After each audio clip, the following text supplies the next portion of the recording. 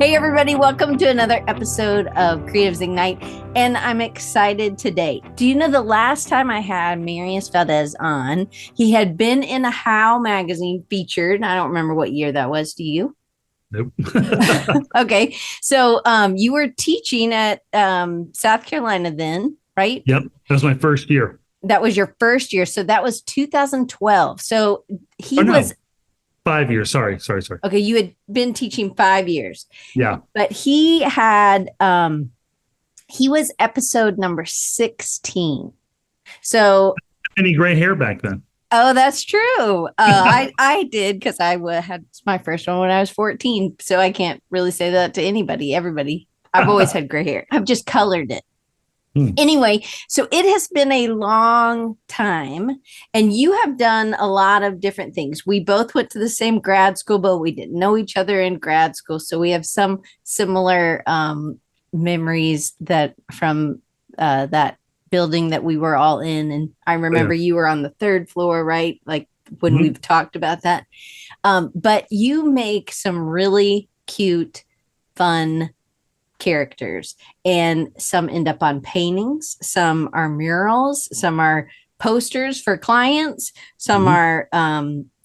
are you've made stickers, you've made little three-dimensional clay figurines, you had Mhm. many art shows, and I love your style. And when Mina, who also works with you now, Mhm. she had come on and she did this not intentionally, but it was so awesome when she kind of talked about some of her inspiration or who really inspired her in her work. I was like, I want to make this a series. And from then it's been really fun. And Marius and I were talking yesterday about how this is a good exercise. I actually wish everybody would do this. And Mhm. because I just think it's fun to kind of pull, like, oh, I saw this, I learned this, or I read this book and this inspired me to do blank, or this, had me trying something else. So we're kind of wrapping, or not wrapping up. We're starting this. We did it last week, and then we're just continuing on. But Marius, 12 years, a lot has happened in 12 years. Yeah. So Yes. so I'm excited. I will you just fill us in for anybody who isn't familiar, they're going to get real familiar, and we have a lot of slides, so we're just jumping in, and I'm going to interrupt you to ask questions. Sure. And if y'all have questions, I'm just going to hold the chat, so I will interrupt myself to have the chat for y'all. So Marius, just give them a little bit about your background and who you are and what you do. Yeah, I'm from Charleston, South Carolina. I went to University of Georgia for undergrad. I worked for 4 or 5 years in Charlotte and Charleston and Richmond before going back to grad school at VCU.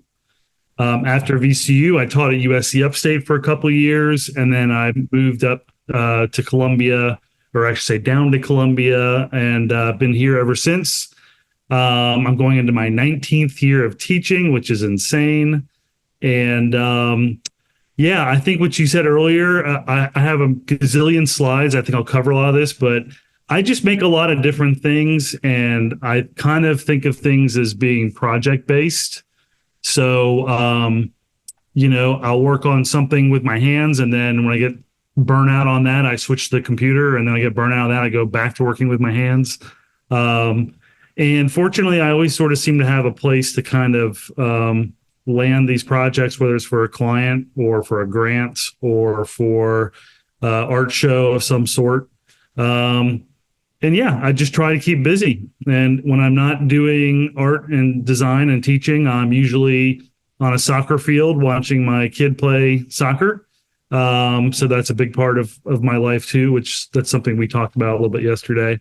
Yep. Um, Because and I wanted to know, in all these years, how has he not burned out? And he said, oh, I'm going to cover that. And I said, okay, good. I don't need you to answer it today, but we did talk about some of those things. And I think because this is not everybody has as long of a career, right, as what you have, but yeah, there is a challenge in kind of having this other side. You have this other part of what you do is you're teaching, and your time is not your own, as when you're when you're in during a semester. So Yeah, it's hard. I mean, it's I have ways of working with that schedule, but you can't rely on it because things pop up when you don't expect it, and before you know it, you've spent your day trying to figure out who's going to teach a class because your instructor just took another job somewhere.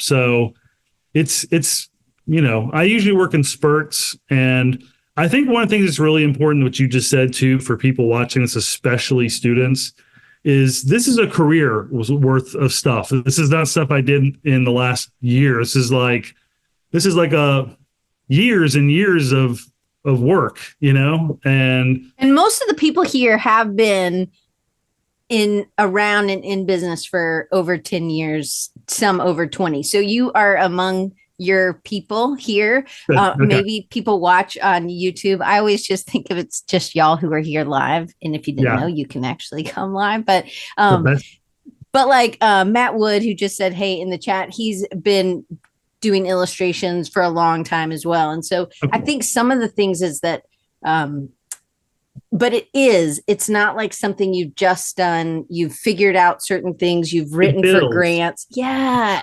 Right. And I think I'll talk. I think that'll be covered a little bit in my talk. So, again, I show a lot of pictures because I think I'm a visual person, and I think it's more interesting to sort of see things. So, hopefully that will work. Well, you want to dive in? Okay, awesome. So, so I'm at the University of South Carolina. I just got a full professor a couple years ago, which is nice, and I've worked under a couple different names on projects: Zoo Valdes, Secret Species, Valdes Art, Joyce Creatures.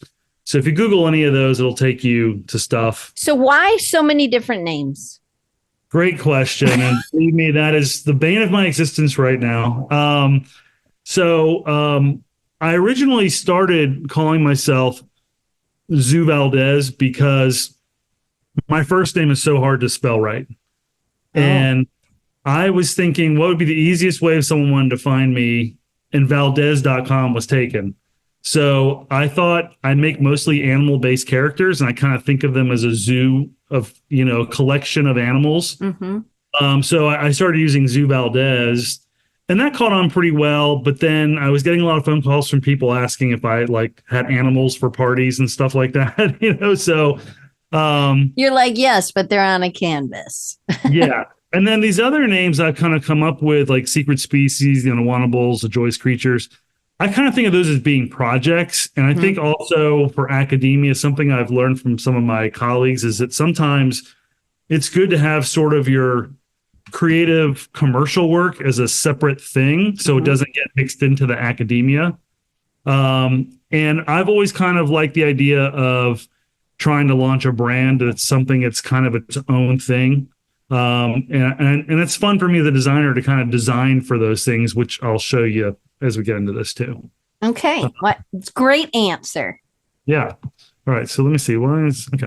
I wanted to give a shout out to my friend Bob Wirtz, who designed this typeface you're looking at. It's called Valdes Garamond. You can buy it from Sketchbook B. Cool. And I want to go all the way back. And what's interesting about this talk is I'm going to show you the first thing I ever designed. I'm going to show you the last thing I've designed. Okay. So I think that's cool. But to go back, I want to go to the core, the foundation of my soul of I think why I'm a creative person.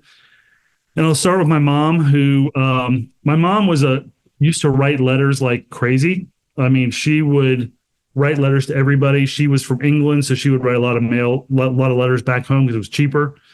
And I think she invented emojis because she was even in the 80s, she was doing all these kind of crazy little cat, icons and heart smiley faces and stuff. When she passed away, I got this sticker made. She always signed her letters with this little heart smiley face. So I got some stickers made for her to give those out. And then my dad, I used to sit in this rocking chair with him. He would read to me comics, whether it would be Spider-Man and the Hulk or the Sunday comics. And, Charles Schultz is definitely kind of on the Mount Rushmore for me of, my favorite artists. So if you look at my work now, you'll see that I have a lot of colorful stuff. I have a lot of character stuff. I have a lot of negative, kind of flat, big, open things of color. I like text when I can use it, but I like kind of weird type. I like hand drawn type. So I think that really does kind of go back to like being a kid and being exposed to this stuff. And then in terms of my love of characters, besides Snoopy, I would say like Kermit and Cookie Monster are like two of my favorite characters ever because they seem like real people to me. Like they don't, Mm-hmm. I don't see them as being puppets, you know? And I think Kermit really does, besides me sounding sort of like Kermit the Frog, I'm told I sound like him a little bit. Besides like, sounding like him, the characteristics of Kermit, like the kindness, the kind of openness, I like that aspect of him. And then the Cookie Monster, definitely I'm obsessive about things and kind of crazy, scattered. So I think they represent me kind of well. And I really love the simplicity, like Jim Henson's sketches, his early work. Just the simplicity of it. Again, like I appreciate this so much. And like I'm kind of one of these people that whenever I see this, and you'll see this with some of the other people I like, it just makes me happy and it excites me and it makes me want to be creative. And so this is a spread for my sketchbook. So if you look through my sketchbook, what you'll see a lot of is just characters. I mean, that's pretty much my kind of language. I draw these things the way I sign my name. It's just sort of automatic for me. I don't draw in perspective. I don't do landscapes. I don't do realistic things. This is what I gravitate towards, and I don't really fight that. So characters is kind of like my first big influence. And I think we touched on that. But when I got to grad school, I started looking at characters a little bit more carefully and a little bit more considered and sort of looking at how they're used in branding and designer toys and commercial clothes and advertising and whatnot. And I discovered an organization from Germany called Pictoplasma. And Pictoplasma is this international organization that celebrates character design from all over the world. And looking at them, it really exposed me to just, people like me who make work like me. And there's so much of it. And it's all so different. And it kind of helped me learn to embrace what I do. And also coming out of grad school, I'd been working on some characters and some character designs. I came up with these characters called the Unwantables. And contrary to most designers, I tried to make these things lumpier. Like I designed these like with vectors and they were perfectly smooth. And I was like, oh, they're too perfect. I want them a little bit lumpier, a little bit weirder. And I was making packaging for them. I had these boxes silk screened. And I would make these and kind of display them in exhibitions and then give them away to people or sell them. And that led to other characters like Egg Shotsky. He's the eggs with legs. He's protein for the imagination. But this also, the whole unwantables thing and giving something away at the end of an exhibition is really unheard of. Like that's not, so it's really pushing the boundaries of what an exhibition was. And I also thought that was interesting. You're like, well, I just think it's fun to give them away, right? Yeah, because first of all, I'm a bad businessman. So any business people watching, like, yeah, this is probably not the smartest way to do it. But I will say this: that whenever I post one of those unwantables on Instagram now, people will send me pictures and say, "I still have mine. It's been sitting on my computer for 10 years or whatever." And I like to make things and get them out in the world. Like I don't want to bring paintings and things back to my office. I like collecting other people's stuff. I don't like collecting my own stuff.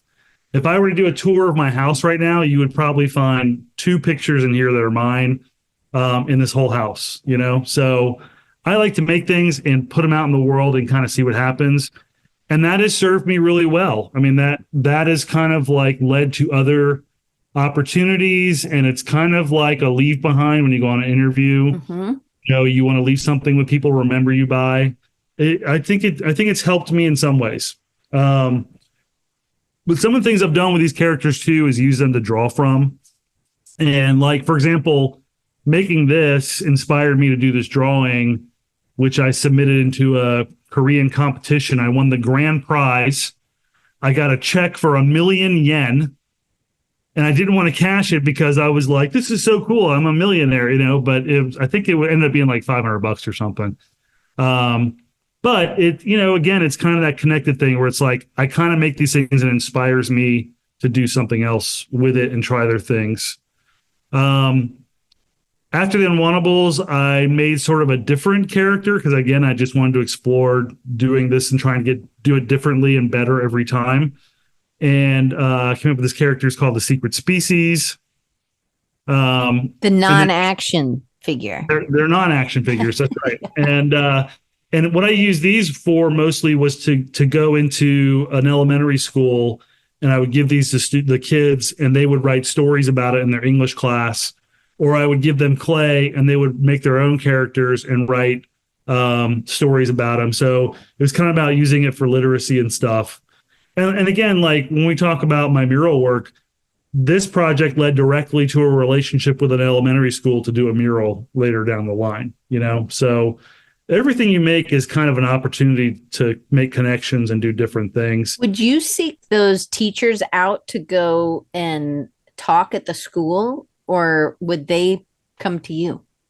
Well, they came to me through a third party who knew both of us, but that person took this work to them and said, you guys should do something together.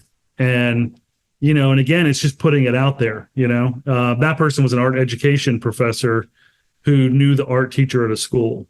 And now I have kind of a body of work that, I could approach a school and say, I've done this for a school. Can I do it for your school? And that kind of happened actually last year. And I make different editions of these. So like, for example, I was giving a talk here in Columbia, and it was my first time doing a local talk here. And I wanted everybody to take something home with them. So I made like 100 of these guys. So then who's funding that? Is that just out of your pocket, or are you getting a grant from the school or doing something else? It's a mix. So like when I'm working with the school kids, there's usually grant money involved. When I give a talk and I make those, what I might do is I might give away 100 and then make an extra 50 and sell those myself on website or at home. And then so I try to fund everything with grant money myself. I very rarely dip into my personal family money for these projects that you're looking at.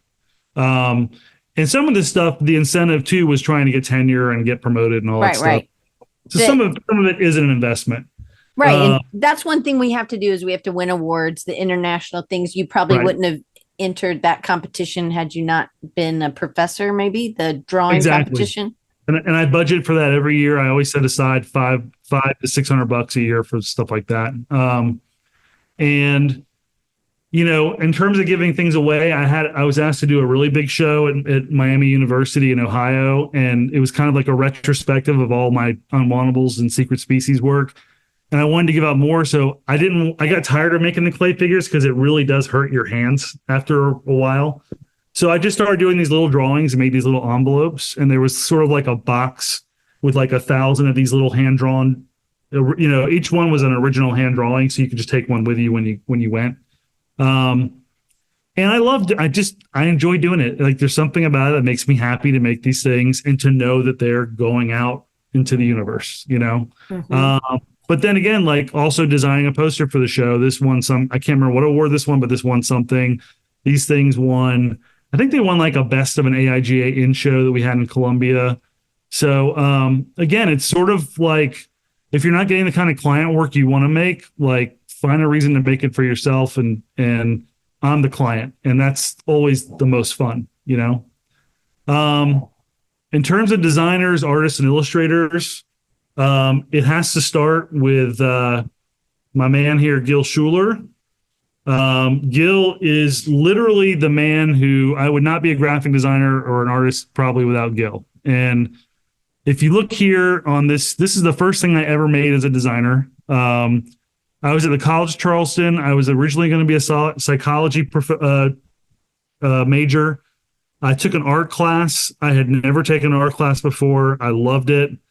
And I remember telling my parents I was going to change majors to art, and I thought they were going to freak out. And my dad was just like, do what you love, and you'll do well at it. And he said, but let me talk to my guy at work and ask him about options for careers and stuff. And the guy told me to look into advertising.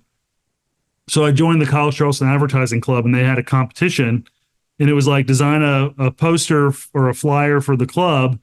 And the best one that's selected by Gil will win a paid $1,500 internship with Gil Schuler. And I won. I was really, at that point, I just wanted the money. I was like, oh, I'll go. That's a great job. And Gil just was like the coolest guy ever. I would go in his studio every day. First day I was there, he asked me to cut a mat board. I proceeded to immediately slash my fingers with an X-Acto knife, bleed everywhere. But he would just like have me answer the phones, but he would make me read a stack of communication arts annuals while I was doing that. And then he kind of was the first person to show me like, oh yeah, I'm doing a logo of a truck. I'm going to trace a truck. I'm not going to actually just draw it freehand. I'm going to use tracing paper and computers were just starting. This is like back in 1992, I think. Computers were just starting to kind of work into his studio. But the thing about Gil that I love so much, besides him just being a really great guy, he's a real character, really just a good guy. I just love his work. I mean, his work it's always a little bit, I just always kind of describe it as funky, and it's like he's a master at the computer and the digital, but he'll bring his hand drawn stuff into it, and he starts everything with kind of big sketches. And I love the way he does these absurd things like putting a cowboy on a fish. Yeah. So, this flying alligator for a music venue. And fun fact for everybody, if you've ever heard of the Charleston River Dogs minor league baseball team, I named that team when I was interning for Gil. They were having a competition to name the team, and they had two names. It was the Swamp Dogs or the River Rats. And I said, it should be the River Dogs because like everybody has a lab in Charleston. And he took it to them and they were like, yeah, that's it. And Bill Murray owns that team. So I keep telling Gil every time I see him, I'm like, dude, can you get Bill Murray to get me a letter? Like, thanks for the name or something, but, yeah. But check Gil out. He's great. He's a good guy. And he came and gave a talk, to our students a couple of years ago, and it was great. And we had a retrospective show for him at our gallery, which was really awesome too.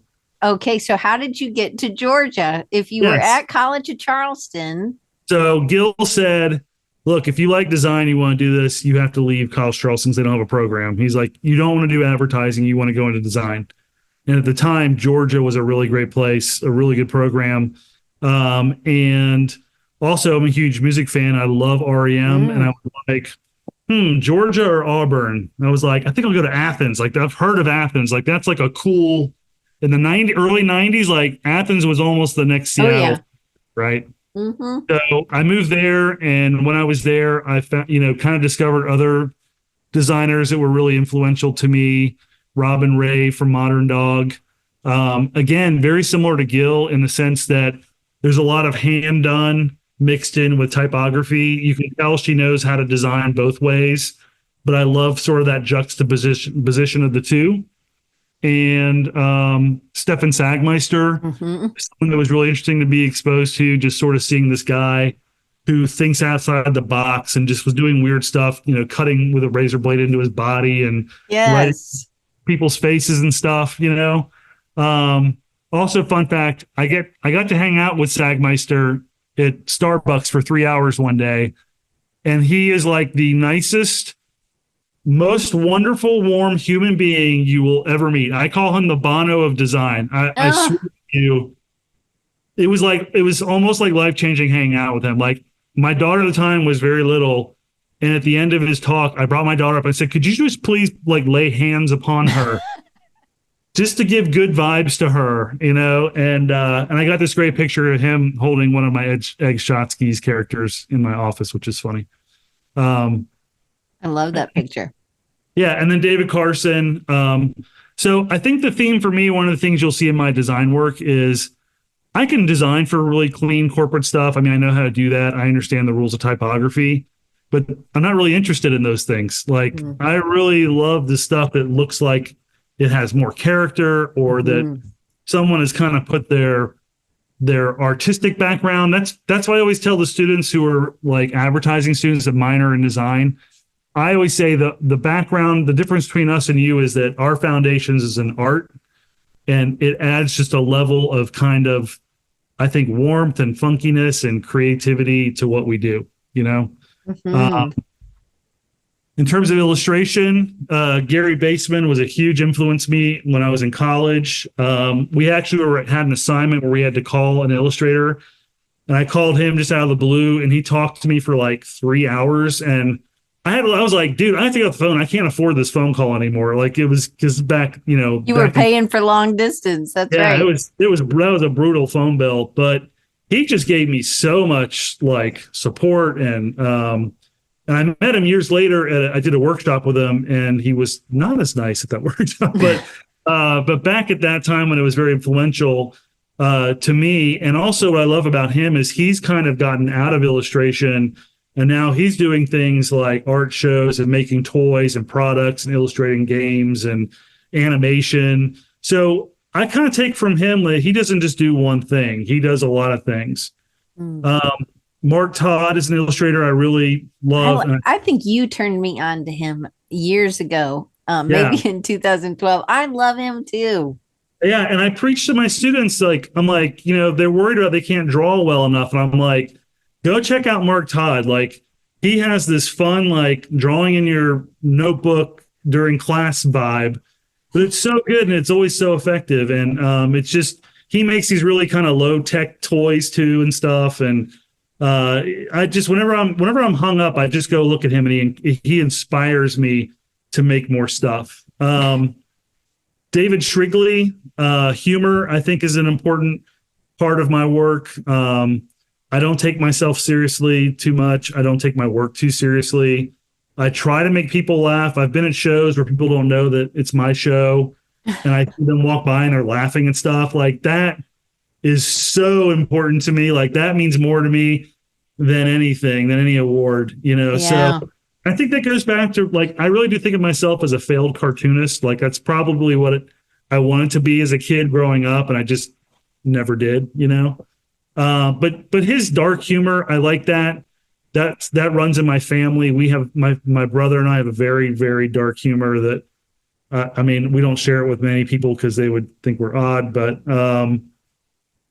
David Bates is a painter, from Texas. I was at a conference and I had 2 hours to kill, and I went to this museum that someone had told me about, and I walked into this show, and his artwork, literally one of the few times in my life that I could not speak, because it was like he makes the kind of art I wish I had the skill to make, you know? And what you can't tell by this picture is these paintings are ginormous. Like they're really big. Oh yeah. And when you see them all in one place, the colors, the bold graphic lines, the heavy black outlines and stuff, it's like he's like a really skilled version of what I would like to do in my own head, you know? So I really like him. I like that he makes work about, you know, communities and specific audiences and stuff. And that's something else that's kind of coming a little bit more into my, you know, my world. So let me take a quick swig here. Oh, right when you're going to take a swig, when you put that slide up, that's like my friend Van always. She's like, I'm going to have to get back with you, Diane. I'm like, what? I cannot wait for the end of the story. It's the cliffhanger. Okay, tell us. All right. So when coming out of college, I was working for about 4 years and you know, and I was working for design and advertising agencies. And most of the work I was doing was kind of like commercial, real estate, car dealerships, things like that. It was not really sexy work. You know, occasionally. Were you drawing stuff on your own? No. I was working for agencies. So I know, but like on the side, were you making these characters? Well, here you go. This is why this book changed everything. I was not doing that. I was not doing that at that point. At that point, I was just doing my work and coming home. And I was really frustrated because I could not figure out how to get to that next level where I was doing my thing. I didn't have a style, and I couldn't figure that out. And then I went to a bookstore and I found this book called Raw Creation. It's about outsider artists. And as I started going through it, it reminded me of my love of Howard Finster. And the thing I loved about that book so much was it was these people who never went to college, who were not skilled, trained artists, but they felt compelled to make stuff. And they just made, and they didn't worry about it. They didn't have money. They would just paint on a piece of wood or find a log or something, right? So that inspired me. I would come home from my day job, and I found like this big box like out by the dumpster, and I brought it home and I ripped it up, and I went to Michael's and bought some paint, and I just started figure painting, just as like a fun release. And I would just make these random things, and after I made them, I would give them to my best friend at the time, a guy named Jared, who had an office. And we created this kind of little mini gallery in his office, and like, oh my gosh, that's awesome. Yeah, and like no one really saw it. And this is probably 2001, 2002. But what happened was this guy named Carter McMillan, the guy on the left here sitting on the car hood, he was in an office next door to that, and him and Jared were friends, and he would come over.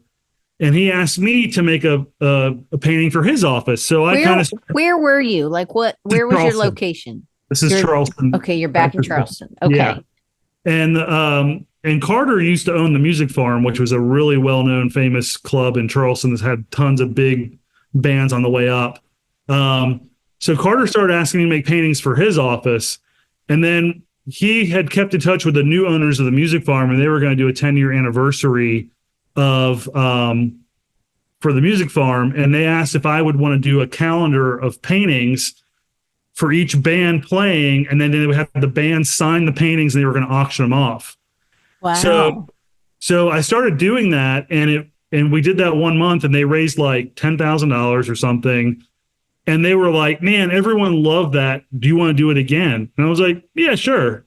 So I did it for like 10 months in a row. I was making 30 paintings a month. And so what you're seeing here is kind of me. I had to switch from finger painting. My finger started to hurt. But I would just take over this room in my girlfriend's house, and then I would take over every room of her house. And I just started doing these things. In like a year, I made like 300 of these. Oh my gosh, that beaver. Yeah, exactly. His arms. I love him. Beavers are my thing. And that became man, I see your style in some of these early ones. Wow, that chicken. Right. And I was telling my students, like, it was the first time that I was like, oh, this is mine. Like this is my look. This is my style. As crude and as rough as it is, people were into it and people liked it. And here you can sort of see what they look like all together, finished. They look awesome. It's hard though, even at this time. So this is maybe you're 25, 27. I don't know how old you are at this point. Yeah. Probably. But 4 years out of school. What year did you grad? It was probably 23 because I was a 6-year plan because I transferred. Okay, so you were 23 when you were working back in Charleston making these things. Okay, so I think so. Yeah, that sounds about right.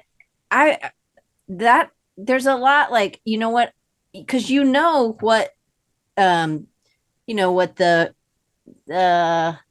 the traditional art is, and even working in that in design at that time, it wasn't, there were David Carson and but there was a lot of backlash. Like some of my professors did not like David Carson, and there was a lot of like, that's not good. You can't do that. And so there's a lot to be said about having the confidence just to go out and do this. So I think that little show in Jared's office, that was like a fake show sort of, or wall, that gave you confidence. Then when his friend saw it and you made something and it was like your confidence is building. This could be really, it could have been a pivotal point of, it didn't go well, but you just were all in.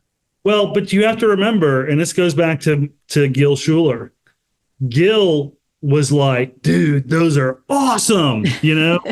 And I looked up to Gil as like this, he was my Yoda, Yeah.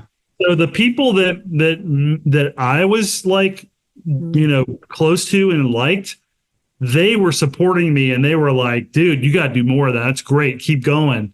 And I think doing the sheer repetition of it was kind of reinforcing it.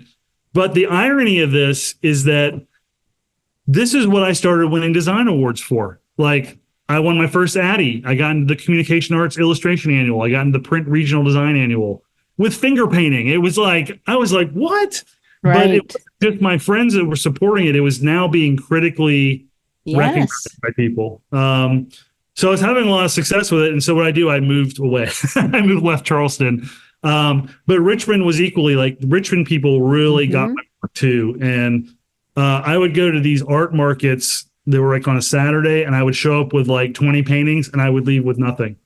And people hated me there because they were like, what are you doing? I'm like, I don't know, but it paid my rent this month, So I don't know why people liked it so much, but it led to client work, and it led to sort of me starting to refine it. So the Charleston Animal Society was like, hey, could you do a poster for us? And that turned into an annual thing, which I did that for like 4 or 5 years for them. But this is on the side. This isn't through your employer. Yeah, You're not doing this work.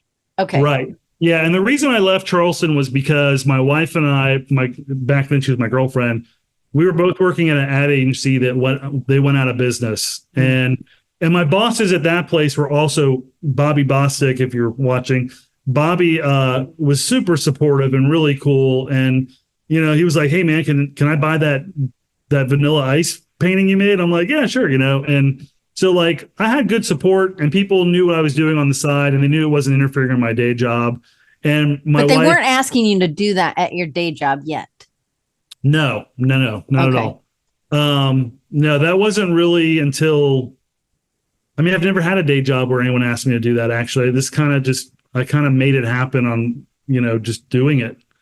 But now that's that kind of style. Like when I do design work, like this piece here, I'm going to try and make the logo be a little bit more hand done, even though I'm respecting the rules of design and I understand how to design. Wait, I have another question that's not on the sheet. Okay. So you're doing this now. So you're still doing it on the side. You have a full-time job doing design in Richmond, right? Yep. And you're doing this on the side. You're making new connections. And I think that that's key in this. So I think of you as more extroverted. Do you think you're more extroverted? I can be for small amounts of time. Okay. But what I've learned is I am much more introverted than I ever realized until COVID. But people don't scare you. You don't mind talking to people, right? Oh, no. But there's something about you being friends with Jared, right? And then you being willing to show him what it was and be like, hey man, wouldn't that be funny if I had like a little gallery show at your office? Or maybe he said this or whatever, right? Yeah. He asked me to.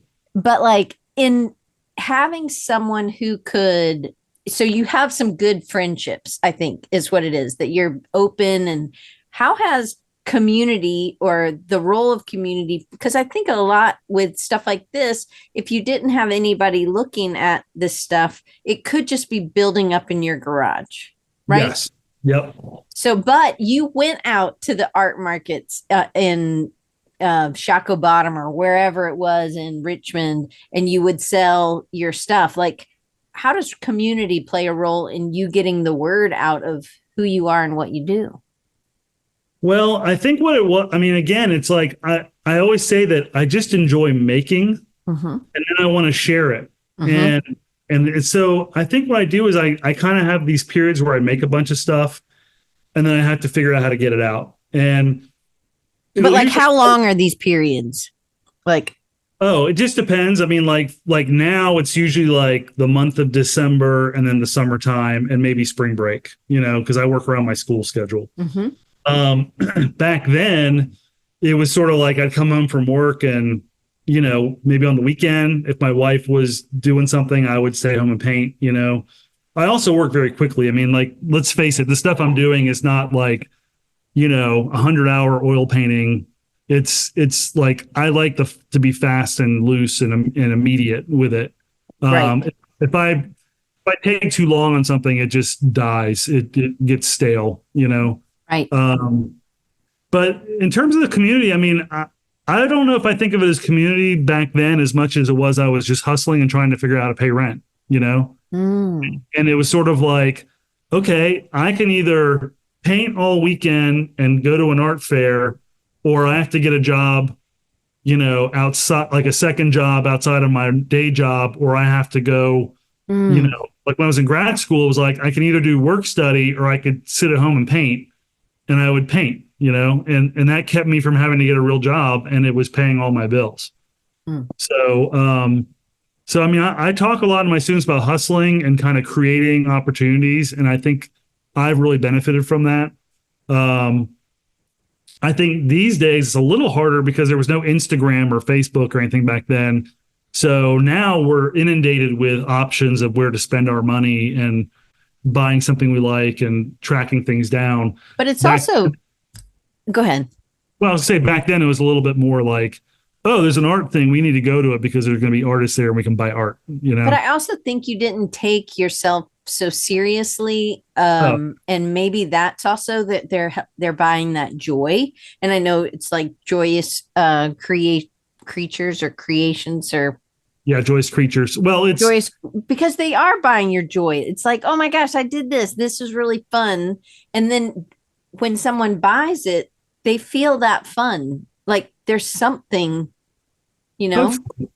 but the other thing is too, I should say, this was never my main gig. Like Right, it was right. always a side gig. So I always had a day job. I always had something until I went to grad school. And then grad school was kind of my main thing. And then I was just trying to make enough to kind of get by on it. But I had student loans. So I've never in my life tried to just make a living off just my art. And I think that would definitely change things for me if I did, in terms of, I think I'd be very productive, but um, you know, this is something for the viewers to know that we talked a little bit about yesterday. You know, there's a lot of things I don't think I've ever tried to do with my artwork because I don't feel like I have the time to pursue them properly. Right. And I don't want to put myself out there enough that I get inundated with opportunities or commissions or clients, and then I can't balance my life, you know? Right. Right. And one of your alumni is here. Benji's here. So it's good to have Benji. All right, my man. The All right. house, What? Benji Mitchell, Ben Mitchell, Yeah. or Yeah. Yeah. all right, we Yeah. call him House. Oh, okay. I'm Uh, like, I said he was in the house. yeah. Okay. And he said that you were real serious, the most serious, which I think he's probably laughed. Not true. Most likely. He's Okay. very one of my best students I've ever had. So and smartest, because look, he's here today. I know. But I you got can to meet him in person at Creative South. oh, that's right. Yeah. I heard he went. That's so cool. I know. He'll Keep be, going. he'll be speaking there in a couple of years, I'm sure. Yeah. So anyway, so like the characters and that kind of love of stuff, that's kind of creeped into my professional work. And when you get commissions, you know, they usually look sort of like a little bit more refined version of what I do. But there's a You know, lot of humor in there.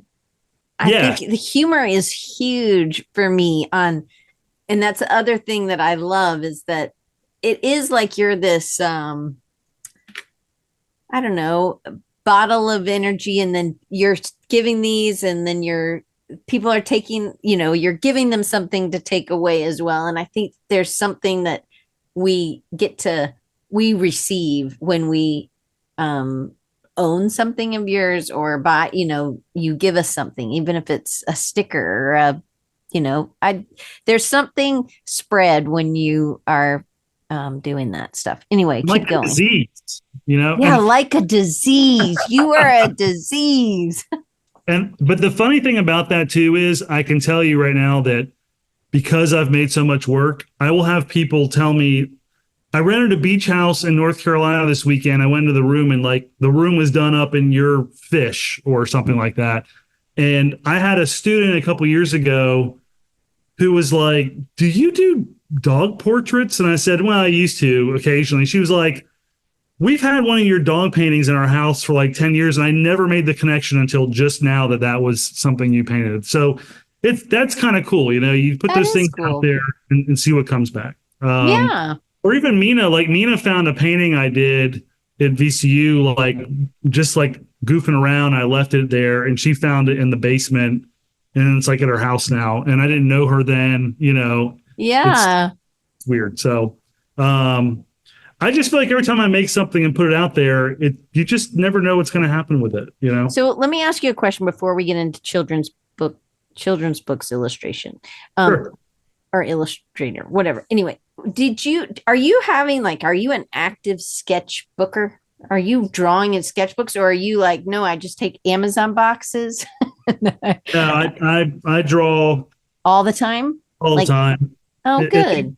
Yeah, as a matter of fact, I mean, like if you go on Instagram and you see something that says meeting notes, Mm-hmm. that's usually during a meeting. That's all I do now is I try and fill a page, and all my colleagues know I'm doing it. And they're cool with it. But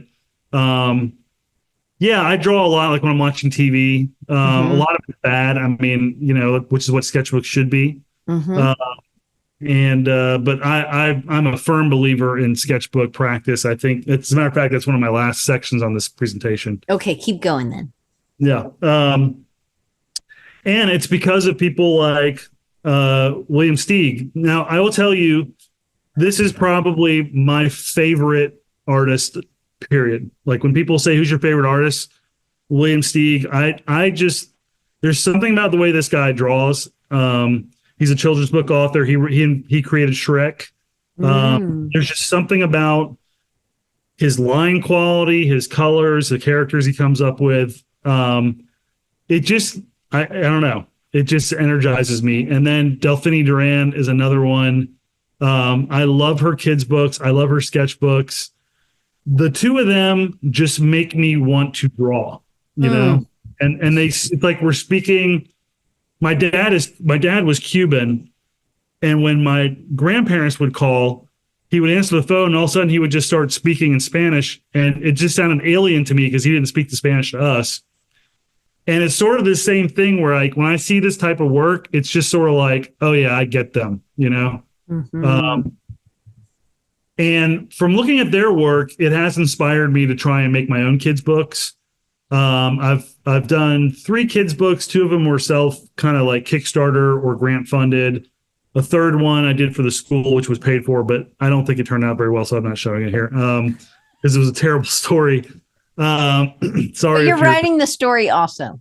Yes, and what I like about kids' books are, I feel like they are the best way for someone like me to create a world or create characters and put them into this self-contained thing, this little, interactive thing.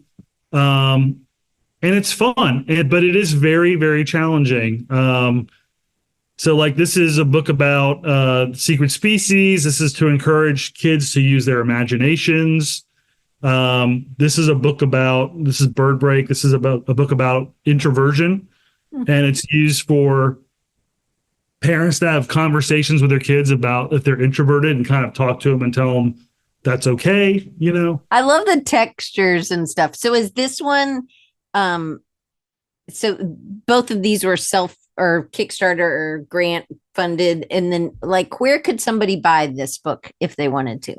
They're both sold out.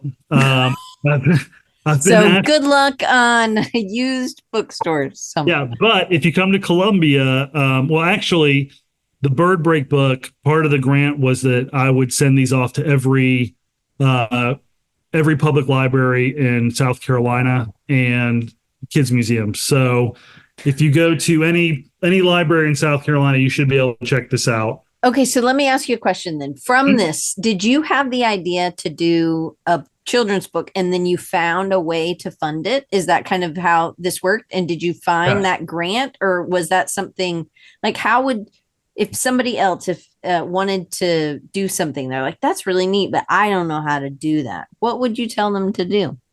Well, I think the first thing is you have to think about the concept and how it relates to an audience. And I think the reason why this one was, I've written a million grants. I've been rejected a million times. But I think what was good about this one was I was able to find lots of evidence and lots of support, academic or scholarly stuff that kind of talks about introversion. And so for me to say that I'm an illustrator and I want to create something that's going to help therapists and kids and their parents deal with sort of a social, mental topic, I think they were just like, here's money, go make that. Right. And then the other part of the grant for this was that I said that I needed to really learn how to use Procreate so I could work with my students. And I said, I want to challenge myself to make this book with, Procreate from beginning to end, which I did. And so that was a great way to teach myself how to use an iPad and work with that. I'd never done that before. Yeah. So, and then the cool thing too was I made a compilation because I drew on the iPad. You could see the entire book from start to finish be drawn, which is kind of so we built a website. It had links to other organizations that deal with introverted kids or mental health. And it was just a lot of fun to work on. I love drawing birds. Birds are so fun to draw. And none of my animals are based on any kind of accuracy in any way. So like, it's just, a beak and wings and it's a bird, Right. And then the school also, they took the school has a thing called Cocky's Reading Express. And they're the Gamecocks, just for anybody who doesn't know. Yeah, that's why I have a chicken over there. Now, the funny thing about kids' books that I'll share with the audience is that the biggest problem I have with kids' books is that I hate promoting them because little kids are so hard to talk to for me. I can sit here and talk to 100 people our age, no problem. But to go in a room full of kids is terrifying for me. Because they go off script so fast. You go in there with a plan of we're going to do this. And then they just start asking you the weirdest questions you can never expect. So for example, right here in this picture, I was showing them the original art. And then I said, "Do you guys, I'm going to pass these around." The teachers were like, "No." And it turned into complete chaos because every kid was fighting over the paper and stuff. And, so. Yeah. But I will say that I have a list of book ideas. And I think that is the next thing I want to work on is kind of a kid's book, another kid's book. So that's, I have an idea for Bird Break. I want to do a sequel called Bug Break. And because bugs are fun to draw. And then I'm going to be working, I think, with another professor at USC who is our former poet laureate of South Carolina. We're talking about working on a book together called The Monkey Club. So keep up to date on that. So that takes us into cartoonists. Besides, the obvious Charles Schulz influence, Bill Watterson, genius, Patrick McDonald, genius. I love these guys. Again, you talked to me about the joy and happiness and stuff. I think I get that from reading cartoons growing up. The comics used to make my dad laugh really hard. Mm-hmm. I think that I think that rubbed off on me that I could get my dad to laugh, or this would get him to laugh if he read these things. So I think I like that. I read the New Yorker every week just for the cartoons and the illustrations. They're great. Ed Steed is my current favorite cartoonist. And he just has sort of that William Steig kind of crazy, beautiful, energetic line. All these really weird kind of grotesque characters that are also somewhat really appealing, really dark humor, Yeah. And people have always asked me why don't you do your own cartoon? And I've tried. These are some of mine where what I would do is I would go through old comic books and I would cut out kind of ridiculous word bubbles and I would tape them down and then I would try and draw a cartoon out of it. And I had so much fun making these. These to me were one of my favorite things I ever worked on, but very few people liked them, and I couldn't really sell them, Yeah, so it's hard. I mean, being a cartoonist is not the most lucrative gig in the world. And I'm just not that funny, when I'm writing stuff like this. So I gave it a shot. I kind of, I liked them, but but cartooning, again, has played into my work. So when I've been hired for editorial illustration, you'll see a lot of my stuff here. Like for example, this one here. I mean, that's such a ripoff of Calvin and Hobbes in my mind, of him, a little kid flying through the air. I'm going to show you some sketches here. This is sort of I love the proportional sketches. I really push that in my classes. Yeah, these are real accurate, but I love the scissors. Yeah, but you can sort of so see. So these are approved. So these get approved. You give them the small one, and then these are my thumbnails for myself, and then I clean them up a little bit and put them into this format and send them to them to approve. Were those with marker? These were drawn with just a ballpoint pen on a piece of paper. And then how did you get the gray though? Scanned them in and Photoshop that. Oh, okay. Yeah, just to kind of show what color might look like. And then here's the final. And then I love this was the piece that forced me to go digital, because I did this one was actually like 24 by 24, and I painted the whole thing. And the art director came back and said, that tail looks just a little bit too long. Can you shorten it? And I was like, well, I have to repaint the entire thing because I can't cover that black up. And she was like, okay. And so at that point, I was like, I have to learn another way to work. So now a lot of times if I do things like this, I'll actually maybe ink something, scan that in and build it in layers in Photoshop, or even now just use Procreate. This is a piece about bed bugs. And what was great about this was my wife is from Maryland. So this was for a section in the travel section, but this was on the front page of the Washington Post, like as like a little blurb, So I love their expressions. The bug is so excited and so happy. But I love that. Yeah. And I don't know how we're doing time because my daughter just walked in from school, but I'm getting closer to the end here. So we're okay. Okay, good.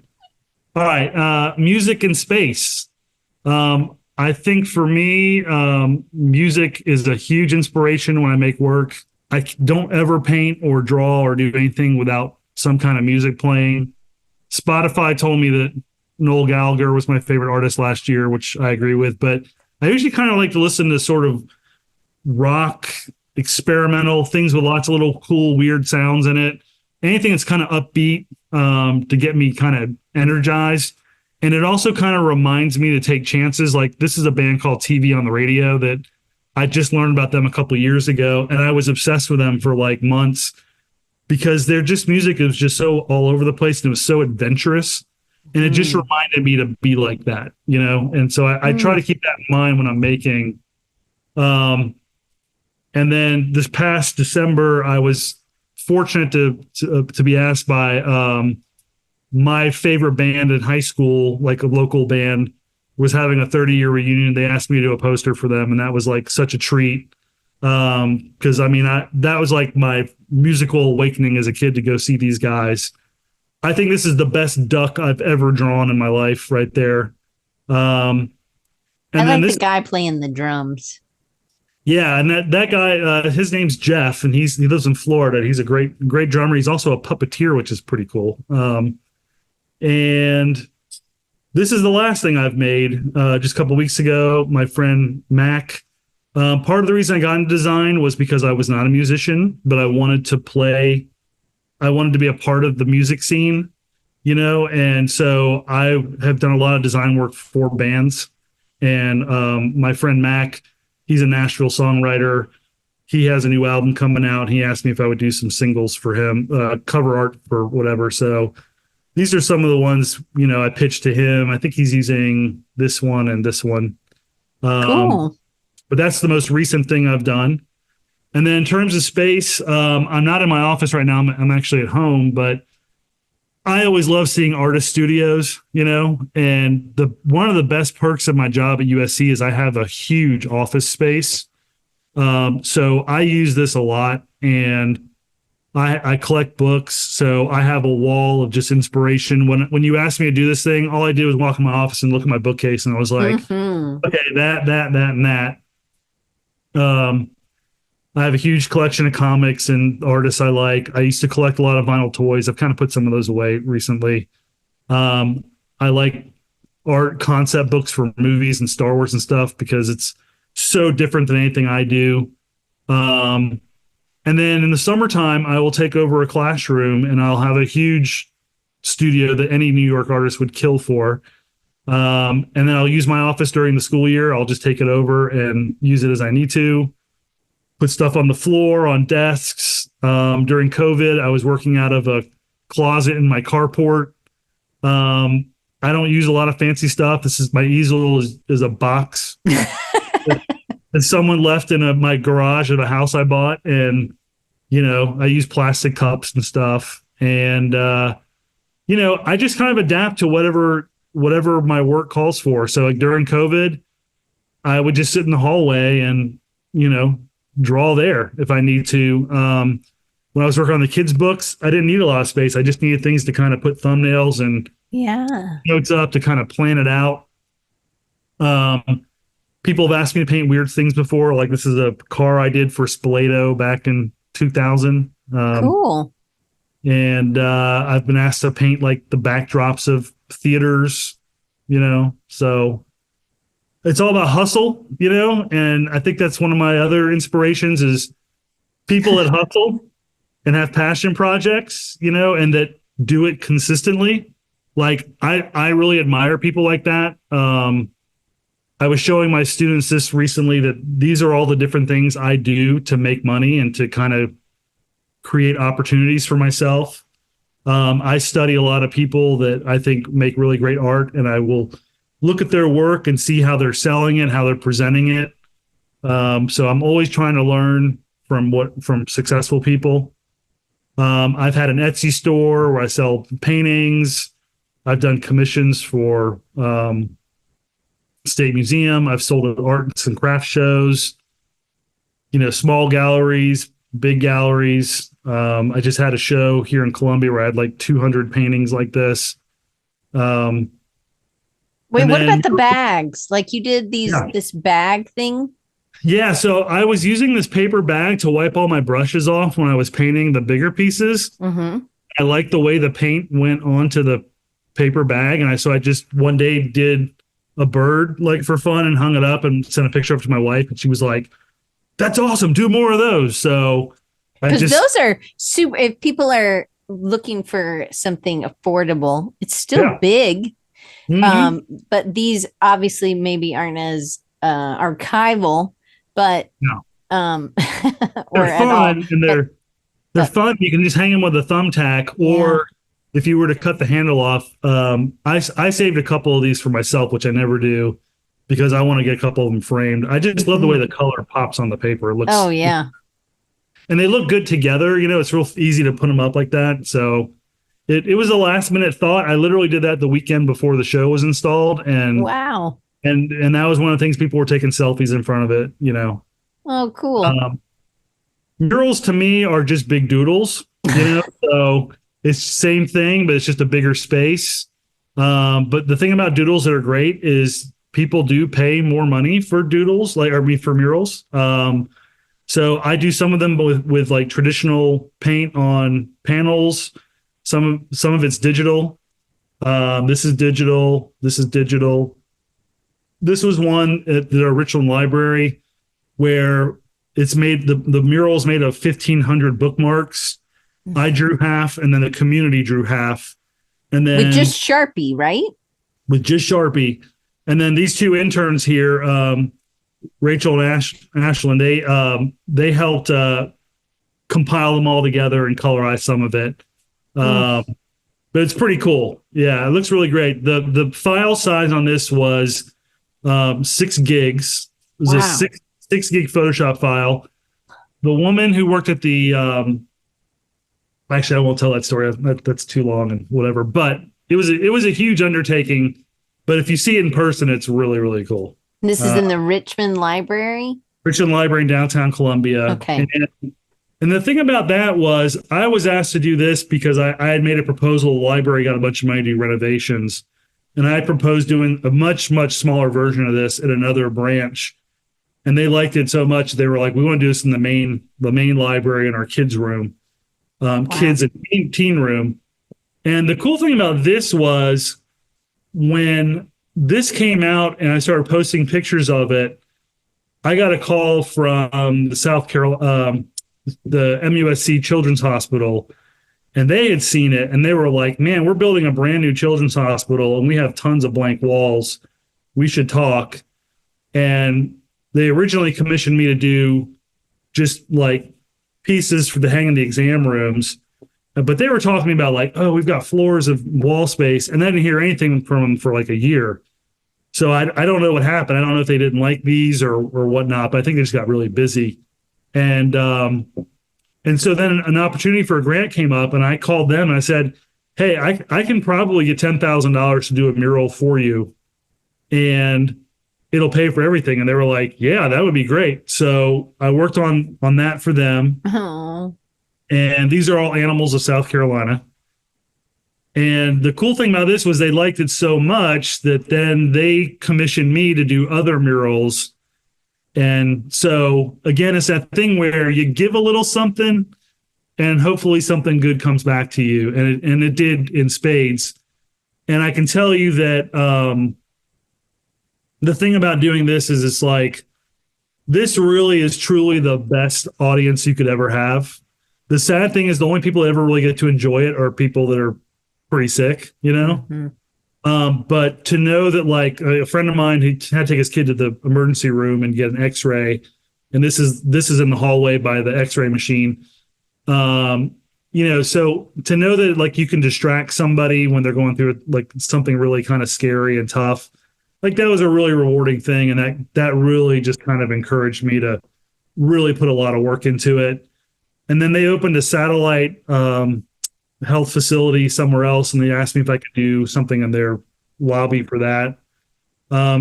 So again, offering to donate my time and get a mural paid for with a grant led to doing a ton of stuff for them. And they were great to work with. And I've won several Graphic Design USA Health awards for that. Mm-hmm. And that's something I'm interested in kind of looking at now, is doing more work for healthcare and stuff. It's really, I mean, I just think it's a fascinating kind of place to share your work and make work, Well, and it takes that unexpected, the total cold facility, which we want it to be clean, but it not boring. Right. And not so like life sucking, like. Yeah. And it's also a visual landmark for people, because if you've ever been to a hospital, it's very easy to get lost. Oh, yeah. Like we joke around about go down the hallway and take a ride at the big ass frog, Like, right. Like people know that frog is like, oh, I go take a ride there and it takes me to the elevators, Right. All right. Now I'm getting to the very, very end here. So if you're still here hanging out, thank you for being with us. Sketchbooks, you asked earlier. I do believe sketchbooks are super influential. They're super important. I draw on them all the time. And I have a bunch of paint canvases in my office I'm going to go paint this week. Today I was like, what am I going to paint? And I was like, I don't know. I'll just go open my sketchbook and, find some really great characters out of there. Mm-hmm. And use those. And these will often be turned into stickers. And those are just fun to give away or sell for a couple bucks or whatever. Mm-hmm. But like the last thing I did for the children's hospitals, they needed an activity book for their kids. And so I got a grant project. I was going to do a kid's book, but they said, what we really need is an activity book and not a kid's book, like something that will help the therapists. So I just went back and looked at my sketchbook, and I just kind of said, I'm going to make basically an activity book out of all my sketches and random things that I draw. And and it was very fast, easy project because I had to do this all the time, I love that. So, I read it as buses. There's my dyslexia coming in. I was like, birds versus buses. And then it was like, bugs that have all those legs. Those were the buses. Anyway. I like that. Yeah. So stickers, and then we made these postcards. The kids can send them to their favorite doctor or nurse. Oh, that's nice. It's just things that help them kill time, and then they can also express themselves. And then the very last thing, in my office, above the space where I usually sit and kind of draw and brainstorm and work, when I was a kid, I collected comics and I got away from it for a while. And then recently I've kind of gotten back into it because I just love all the cool covers and artwork that is made for comics. And I don't even really read them so much as I just kind of collect them because I think the covers are just they're so interesting, and it's just like it's in a style that I can't do, you know. But I really love, like, there's certain artists I like, but I love the typography and I love the compositions. And I mean, when I saw this Batman as a kid, like this cover, like I'd never seen anything that looked like that before. And a couple years ago, when I saw this cover of Spider-Man, it was just something I like. It just made me like, I don't know, makes me want to be creative. I can't explain it any other way than that. But I just kind of keep a rotating kind of thing of different covers on my thing there. I put covers of New Yorker on there, and it's just stuff to remind me when I'm making my work, like, go for it, you know, be energetic, don't be afraid. It's something to aspire to, I guess you could say. Yeah, I love that. Yeah. So, and then last thing I will say is, my favorite award that I've ever won is I got into American Illustration a couple of years ago for the bookmarks I did at the library. But one of the bookmarks was Spider-Man. So it was, to me, like such a full circle thing. Like, man, the biggest award I've ever won that I've always wanted to win, I got it with that thing that my dad used to read to me when I was sat in the rocking chair, you know? So that was like really cool, full circle. I love that. Yeah. So anyway, thank you guys. I know that was long. I'm sorry if I went on too long, but no, lots of people loving this. Super fun. I want to make sure that they all know how you can stop your share if you want. Okay, yeah. And if you have questions and you got to run, just email me, and you know, we can talk about anything you want to talk about. Email, Zoom, whatever. So I'm gonna spell out these. So to buy art, if you want to buy, actually, if you go to either one, mariusvaldes.com, we'll go over, or joyouscreatures.com. It takes you to the same place. It's just a forward, hopefully, right? You don't have two websites. Okay, thanks you. And then you can connect with them. So if somebody was going to email you, would they email you at South Carolina or okay? ZooValdez@gmail.com. Okay. Or I'm on Instagram. There's Zoo Valdes, and you can direct message me there. And Valdes has an S on the end. ZOOBALDES. Yes. Yeah, the end on that one. I'm trying to write Zoo Valdes at gmail.com.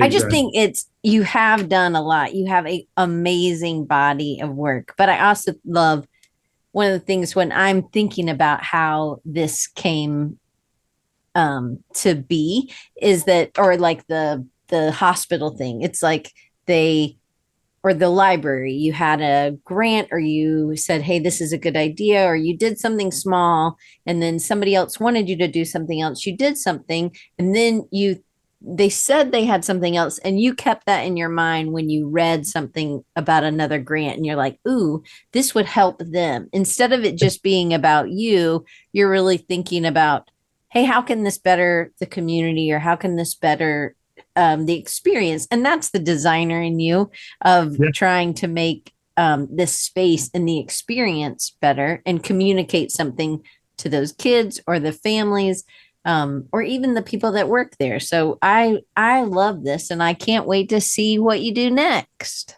Me too.